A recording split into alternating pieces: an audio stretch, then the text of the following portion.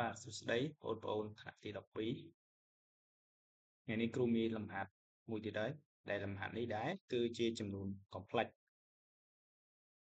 លំហាត់នេះចេញប្រឡងគ្រូបឋមឆ្នាំ2024លំហាត់ទី31គេឲ្យរកទម្រង់ត្រីកោណមាត្រនៃចំនួន complex z ស្មើ e កតាកុស π ភាគ4បូក e sin π ភាគ4អញ្ចឹងចំនួន complex ហ្នឹងត្បិតតែវាមានត្រីកោណមាត្រនៅក្នុងនឹងមែនវាមានកុសស៊ីនមែនប៉ុន្តែវាអត់ទាន់ចូលទៅជាទម្រង់ត្រីកោណមាត្រនៅឡើយទេយើងត្រូវបំលែងវាតទៀតมันអាចទៅជាទម្រង់ត្រីកោណមាត្របានអញ្ចឹងឥឡូវយើងត្រូវដោះស្រាយជាមួយលោកគ្រូទាំងអស់គ្នាអូខេអញ្ចឹងដើម្បីធ្វើគឺអឺ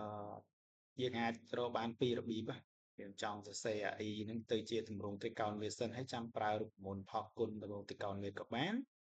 ឬក៏យើងគុណ e បញ្ចូលទៅក្នុងកតាហ្នឹងក៏បានដែរហើយខ្ញុំរកតាមវិធីគុណ e បញ្ចូលក្នុងកតាអញ្ចឹងពេលខ្ញុំគុណបញ្ចូលទៅបាន z ស្មើ e cos π ភាគ4បូក e ការ៉េ sin πភាគ4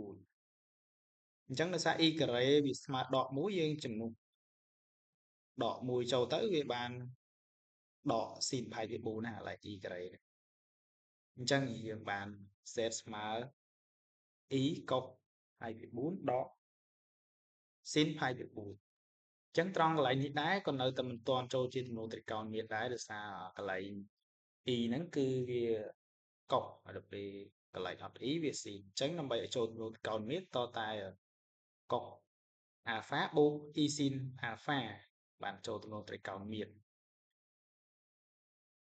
អញ្ចឹងយើងសង្កេតទៅមើលរូបមន្តមួយ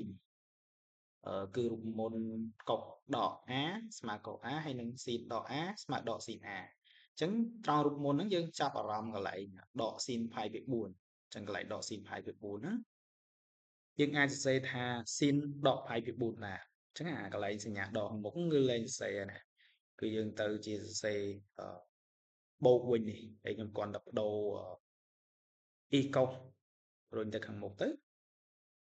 ចាកន្លែងហ្នឹងកុស π ភាគ4ខ្ញុំអាចសរសេរថាកុសដក π ភាគ4បានតាមរយៈរូបមន្តរបស់យើងណាយើងអាចប្រើវាបានបន្តមកទៀត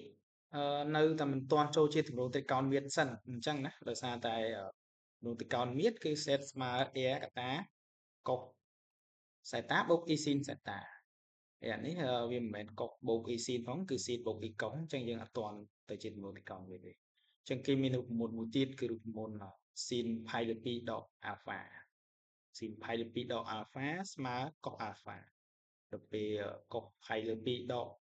alpha ស្មើ sin alpha អញ្ចឹងយើងបដូរអាកន្លែង sin ហ្នឹងឲ្យទៅជា cos ហើយកន្លែង cos ហ្នឹងឲ្យទៅជា sin ទៅវាចូលទម្រង់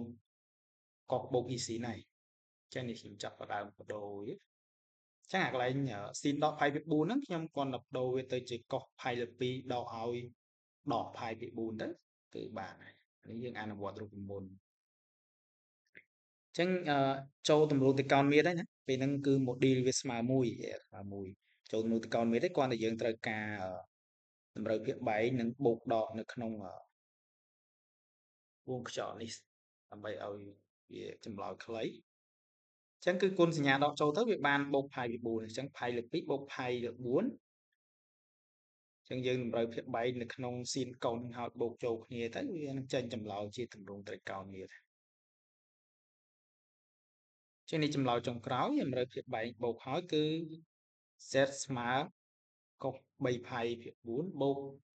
e sin 3 π ភាគ4អញ្ចឹងនៅវិធីមួយទៀតបើសិនជាបងប្អូនចង់រកតាមវិធីមួយទៀតក៏បានដែរជាក់ស្ដែងពេលប្រឡងចេះវិធីណារកវិធីហ្នឹងទៅគឺយើងដឹងថាធ្វើត្រូវហើយអូខេអរគុណច្រើនចឹងវីដេអូនេះគឺមានតែប៉ុណ្្នឹងទេមិនហាត់នេះខ្លីដែរ